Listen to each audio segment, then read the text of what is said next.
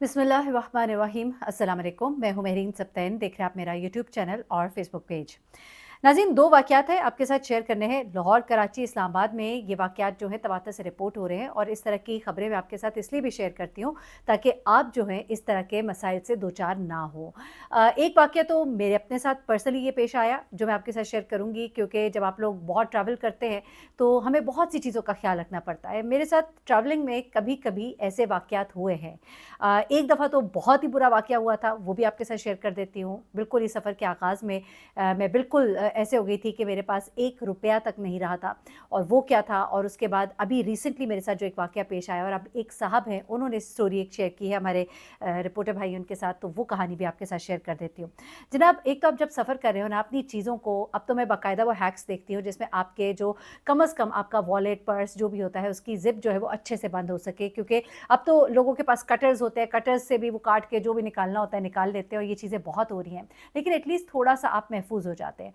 अच्छा, अब हुआ क्या, अभी रिसेंटली जब मैं एयरपोर्ट पर गई और मुझे इंटरनेशनली मतलब मेरा एक ट्रिप था, इंटरनेशनल ट्रिप था, और उसमें जाने से पहले मैं अपना बैग लेके मैं एयरपोर्ट के अंदर, अभी मैंने दाखिल होना था, मेरा डिपार्चर के एरिया में मैं एंटर हो चुकी थी।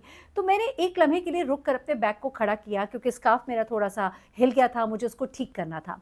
तो मैंने अपना स्कार्फ़ ठीक करने के लिए जैसे मैं रुकी हूँ, तो एक लड़का जो है वो सामने आया और उसने मुझे कहा, मैडम मैं आपका बैग ले जाऊँ? तो मैं कहा, नहीं, एक ही बैग है, मैं ले जाऊँगी, 4 व्हील्स से बड़े आराम से वो ड्रैग होता हुआ चला जाता है, कोई मसला ही नहीं होता।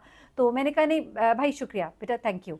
तो वो कहते, नहीं, नहीं, बता दें मैं ले जाता हूँ। मैंने उससे कहा, भाई नहीं चाहिए, थैंक यू। मैं ज़रा मुड़ गई क्योंकि मैं अपना स्कार्फ़ ठीक कर रही थी और मैं नहीं चाहती थी कि सामने कोई खड़ा हो, तो मैं दूसरी तरफ मुँह किया और मैंने अपने स्कार्फ़ को ठीक करके यूँ मैंने उसको लिया। सर के ऊपर ही स्कार्फ़ होता है, आप नीचे से बस उसको थोड़ा ठीक कर लेते हैं।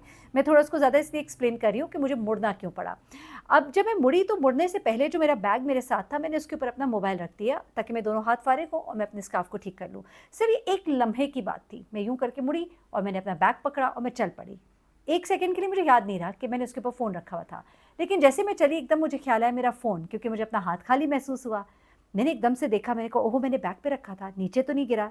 अब गिरता तो आवाज़ आती। सॉलिड फ़र्श था, आपका सड़क थी जिससे मैं गुज़रती हुई जा रही थी, तो वहाँ पे गिरता तो आवाज़ आती, आवाज़ भी नहीं आई। मैंने फ़ौरन पलट के पीछे देखा, राइट, लेफ़्ट, मेरा बड़ा इंपॉर्टेंट फ़ोन था, बहुत डाटा था उसके अंदर, और ज़ाहिर-सी बात है रिकॉर्डिंग के लिए जो फ़ोन होता है आपको मालूम ही है कि वो आपके लिए कितना इंपॉर्टेंट होता है। तो जैसे मैं मुड़ी, कुछ भी नहीं है, राइट, लेफ़्ट, और फिर एकदम से छपाक करके जो मुझे ख़याल आया वो यही था कि वो जो लड़का था ना जिसने मुझे पूछा था, और 1 सेकंड में उसने अपना जो है काम कर दिखाया और वो वहाँ से गायब, दूर-दूर तक उसका कोई अता-पता नहीं था। ना ही उसने वो कोई कुल्लू वाला, सॉरी, वो जो एक ड्रेस होता है, वो कोटी होती है जो पहनी होती है, जो वहाँ पे एयरपोर्ट पे लड़के होते हैं जो आपका सामान कैरी करते हैं, वो भी सामान कोई उसने नहीं पहनी थी। एक रैंडम लड़का था जिसने शायद उस वक़्त देख लिया था कि मैंने अपना फ़ोन जो है बैग पे रखा था, मैं अपना स्कार्फ़ ठीक कर रही हूँ, और वो इसी नीयत से आया था। तो इस चीज़ का बड़ा ख़्याल रखिए, अपने फ़ोन को पहले महफ़ूज़ कीजिए, उसको बैग अपने के अंदर रखिए, उसकी ज़िप बंद करें, और फिर अपना बैग कोशिश करें ट्रैवलिंग में आपके फ्रंट पर हो, आपकी बैक पर ना हो, ताकि कोई आपके बैग की ज़िप खोल के उसमें से चीज़ निकाल ना ले। तो ये चीज़ें तो हैं। इसी तरह का एक और वाक़या मेरे साथ हुआ था जब मैं एक सफ़र पे थी, इराक के सफ़र पे, और वहाँ पर मैं एक जगह जो है, वहाँ से तफ्तीश होती है, आपकी चीज़ें चेक होती हैं, आप गुज़रते हैं, कुछ मुक़द्दस मकामात पे जाने से पहले वो तफ्तीश होती है। तो उस दिन कोई गलती से मैंने जब अपना बैग है फ़ौरन होटल में रखा और मैंने कहा, नहीं, मैं पहले जाऊँगी और फिर आके मैं रेस्ट करूँगी, तो मैं फ़ौरन निकल गई और मेरे पर्स के अंदर ही मेरी तमाम अमाउंट जो है उस वक़्त मौजूद थी, जो आज से कई साल पहले की बात है, अच्छी खासी एक ह्यूज अमाउंट थी। और मैं चूँकि सफ़र पे मेरे साथ कोई फैमिली का मेंबर नहीं था, एक ग्रुप था जिसके साथ मैं थी, तो टोटल अमाउंट मैं अपनी खुद ही कैरी कर रही थी। तो वो जैसे ही मैंने वहाँ तफ्तीश में चेक कराया, तो क्या होता है कि एक चीज़ नोट कीजिएगा कि तफ्तीश में जब आप लोग गुज़र रहे होते हैं, तो वहाँ पे जो लोग होते हैं, कई बहुत अच्छे होते हैं, लेकिन कुछ लोग जो होते हैं वो कुछ लोगों के साथ मिले होते हैं। जिस तरह हमारे पुलिस वालों के अंदर कुछ काली भेड़ें हैं, इसी तरह से वहाँ तफ्तीश में जिस खातून ने मेरा बैग की ज़िप खोली, मेरा जो एक मैं फ्रंट पे उसको लगाती हूँ, एक छोटा-सा बैग था, उसकी ज़िप खोली, उसने देखा, चीज़ें निकाल के देखी, उसको बहुत सारे पैसे अंदर नज़र आए यकीनन, और उसके बाद मैं वहाँ से चल पड़ी। ये मुझे बाद में किसी ने बताया कि जो मेरे साथ थी खातून, के उसने जब तुम्हारी ये देखी, उसने दाएँ मुड़कर एक खातून को आँखों-आँखों में कुछ इशारा किया। उसके बाद गालिबन वो एक खातून जो उसको उसने इशारा किया था, वो मुझे फ़ॉलो कर रही थी। अब मुझे नहीं मालूम। अब मैं जब अंदर जाने की तैयारियों में थी, तो मुझे एकदम से ज़ोर का झटका लगा। अब वो जो बैग है मेरे थोड़ा-सा राइट तरफ जा चुका था, जो मैंने फ्रंट पे लटकाया हुआ था। जैसा आपने देखा है हम लोग उम्रा, हज के लिए जब जाते हैं तो हम फ्रंट पे एक बैग जो है वो लगाते हैं, तो वो थोड़ा-सा साइड पे चला गया था। मुझे एकदम से ज़ोर का झटका लगा और मैं यूँ सीधी हुई। जैसे मैं सीधी हुई तो एकदम ज़हन में आया, क्योंकि अमाउंट काफ़ी बड़ी थी तो ज़रा ज़हन उस तरफ भी रहता है। मैंने एकदम मुड़ के जैसे अपने बैग को देखा तो उसकी ज़िप खुली हुई थी और मेरे जो है तोते उड़ गए थे। मुझे समझ आ गई कि क्या हुआ है। मैंने जैसे अंदर झाँका तो वो जो पोटली जिसके अंदर वो पैसे थे वो गायब थी। और मैं इधर-उधर राइट लेफ्ट देखूँ, लेकिन वहाँ अबाए में औरतें और इस तरह से था कि सब कुछ एक ही जैसा था, कुछ समझ नहीं आ रही थी। और मैं बड़ी परेशान हुई। सफ़र के आगाज़ में ही मेरा सारा जो माल था मेरे पास, जो मैंने खर्च करना था, वो मेरे से छीन लिया गया था। वो अल्लाह का शुक्र है कि बाद में मेरे फ़ादर ने और मेरे हस्बैंड ने कुछ मुझे वहाँ से फिर पाकिस्तान से पैसे किसी के हाथ भिजवाए और आगे का सफ़र जो है, और फिर चूँकि एक अच्छे सफ़र पे थी तो मैंने उसको भुला दिया ज़हन से। बस थोड़ी-सी देर के लिए दुःख ज़रूर हुआ था। इसी तरह का वाक़या जब ये हुआ था एयरपोर्ट पे, मेरा फ़ोन जो है, अभी सफ़र का आगाज़ भी नहीं हुआ था और फ़ोन एकदम से आपका यूँ चोरी हो जाए और जो बड़ा इम्पोर्टेंट हो आपके लिए, तो बड़ा दुःख होता है। लेकिन सफ़र चूँकि बहुत खूबसूरत था, एक मुक़द्दस मुकाम की तरफ मैं रवां-दवां थी, तो फिर मैंने उसको ज़हन से उतार दिया। मैंने कहा कि जिस जगह मैं जा रही हूँ, तो उसके सामने तो ये कुछ भी नहीं है, लेकिन दुःख हुआ और इसलिए मैंने चाहा कि मैं आपको बता दूँ। तीसरी खबर जो आपके साथ शेयर करने जा रही हूँ, वो भी बहुत ही इम्पोर्टेंट है। ये छोटी-छोटी चीज़ें सफ़र में अगर आप ख़्याल रखें ना, तो आप बड़े एक नुकसान से बच सकते हैं। अब एक साहब है, उन्होंने शेयर किया कि किस तरह से उनका एक फ़ोन था। वो अपने फ़ोन पे बात कर रहे थे, एक साहब उनके पास आए और वो भी किसी ट्रैवलिंग मोड में थे, ग़ालिबन किसी बस स्टेशन पे थे। वो साहब उनके पास आए, उन्होंने कहा कि मुझे आपका फ़ोन मिल सकता है, मेरे फ़ोन में बैलेंस नहीं है, मुझे कॉल करनी है, मुझे कोई पिक करने नहीं आया। तो उन्होंने अपना फ़ोन जो है उनको दे दिया। अब फ़ोन जब उन्होंने उनको दिया तो उसके थोड़ी देर उसने कॉल की, कहता है कि मेरा नहीं मिल रहा, मैं दोबारा कर लूँ? तो मैंने कहा जी, जी कीजिए, और मैं अपने काम में लग गया। मैं कुछ अपनी चीज़ें इकट्ठी कर रहा था और कहते मेरे सामने ही खड़ा था, ठीक है, बात कर रहा था। कहते उसे दोबारा फ़ोन किया और उसके बाद वो उसने कुछ थोड़ी-सी गुफ्तगू की और फिर मेरा शुक्रिया अदा करके फ़ोन वापस कर दिया। वो कहते जब उसने मुझे फ़ोन वापस कर दिया तो थोड़ी देर के बाद, चूँकि मैं अब सफ़र पे था, मैं घर की तरफ रवाना था, जब मैं घर पहुँचा हूँ तो मुझे मेरे जो मैसेजेस हैं उसमें मैसेज आया कि मेरे बैंक से कोई तकरीबन 2 लाख की ट्रांज़ैक्शन जो है वो हो गई है। वो 2 लाख की ट्रांज़ैक्शन जो है वो मैक्सिमम लिमिट थी उनकी ग़ालिबन ट्रांज़ैक्शन की, या जो भी। वो कहते मैं एकदम से बड़ा परेशान हुआ। मुझे पहले तो समझ नहीं आई कि मेरे आए हैं पैसे कि गए हैं पैसे, क्रेडिट, डेबिट, कहते हैं मुझे तो कन्फ्यूज़ ही हो गया।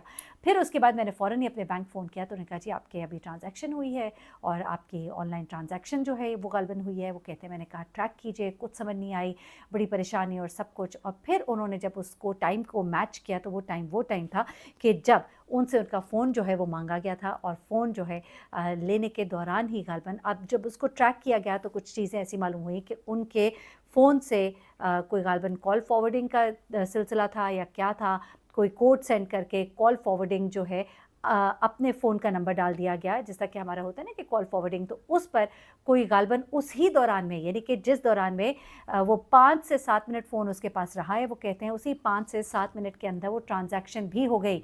यानी कि उसने वो फ़ोन तब तक अपने पास रखा जब तक कि वो कि कॉल बीच में आई होगी या कोई ओटीपी आया, जनरेट हुआ होगा, यहाँ से इन्होंने उसको कॉल फ़ॉरवर्डिंग वाला सिस्टम जो भी किया होगा, वो उनके नंबर पे गया होगा, वहाँ से उसको किया और उसके बाद उन्होंने फटाफट, झटपट ये काम, ये जो हैकर्स होते हैं ना, ये बड़ी तेज़ी से काम दिखाते हैं। और वो काम जो है शायद उनका जो साथी था, जिसको उसने शायद कॉल की होगी या व्हाट्सएवर, कहते हैं मैंने उस नंबर को ट्रेस करने की कोशिश की, तो वो जो है कोई कंप्यूटर जनरेटेड नंबर या कुछ इस तरह से था, जिसका कोई अता-पता नहीं था। और वो कहते हैं कि एक ऐसा वाक़या मेरे साथ पेश आया, मैंने कहा मैं लोगों के साथ शेयर करूँ। आजकल नेकी करना भी जो है ना अपने गले पड़ जाती है और इंसान नेकी करते हुए 10 बार सोचता है कि ये नेकी मुझे करनी भी चाहिए कि नहीं। किस तरह से उस शख्स ने एक नेकी की नीयत से किसी की मदद की और उस शख्स ने उनको बैठे-बिठाए 2 लाख का नुकसान लगा दिया।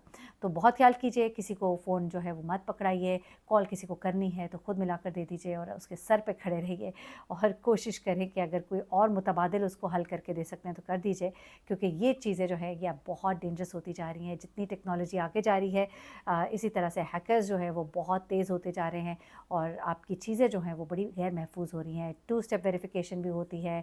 अब तो एक बहुत अच्छा सिलसिला जो शुरू कर दिया बैंक्स ने कि आपका ही एक रजिस्टर्ड फ़ोन डिवाइस होती है जिससे कि आप ऑनलाइन बैंकिंग कर सकते हैं, ऑनलाइन ट्रांजैक्शन कर सकते हैं, which I think is the safest. At times मुश्किल हो जाती है क्योंकि कई दफ़ा अगर मेरे पास कोई दूसरा फ़ोन होता है, मुझे इमीडिएट ट्रांजैक्शन करनी है तो मैं नहीं कर पाती, तब थोड़ी-सी झंझलाहट होती है। लेकिन मैं समझती हूँ कि वो बहुत बेहतर है उससे कि आप अपनी किसी बड़ी रकम से महरूम हो जाएँ। तो वो जो फ़ोन नंबर एक रजिस्टर्ड होता है उस सिलसिले के ऊपर ही रहिए, क्योंकि कुछ लोग उसे ऑफ़ करवा देते हैं कि नहीं जी किसी भी फ़ोन से नहीं, आपका जो एक फ़ोन रजिस्टर्ड है उसी को रखिए ताकि आपकी ट्रांजैक्शन सिर्फ उसी डिवाइस को जो कि रजिस्टर हुई हुई उस बैंक के साथ होगी तो आपके लिए आसानी होगी। ये कुछ खबरें हैं, अपने प्यारों के साथ शेयर करें ताकि वो इस तरह के नुकसान से बच सके। अपना बहुत ख्याल रखिएगा, दुआ में याद रखिएगा। अल्लाह हाफ़िज़।